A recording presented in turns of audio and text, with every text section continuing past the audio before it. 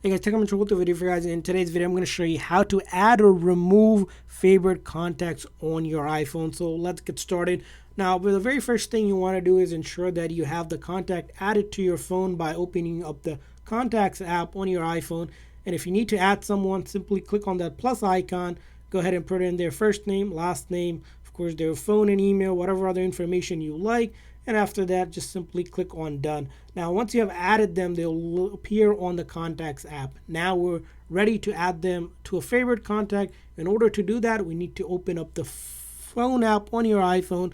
And now you might be in one of these navigations here, but you'll see there's a favorite navigation menu here. So we'll click on that. Once we click on it, in order to add someone as a favorite on your phone, simply click on that plus icon.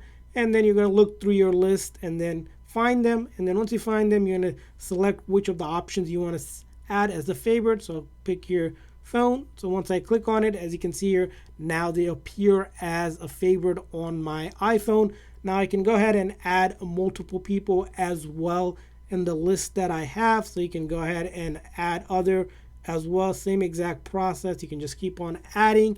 Now, in order to remove a favorite contact, it's going to be really simple here. You're going to find the one that you want to remove, simply swipe up or slide just like that and click on delete, and they'll be removed from the favorite. Now they'll still be on your iPhone in your Contacts app, so you can go back to your Contacts app. They'll still be there. It's not deleting their contact. All it's doing is that removing them from your favorite list. So that's how you remove someone from the favorites on your iPhone. I hope this video was helpful. If so, please make sure to like and subscribe button. Thanks for watching, guys. See you guys next time.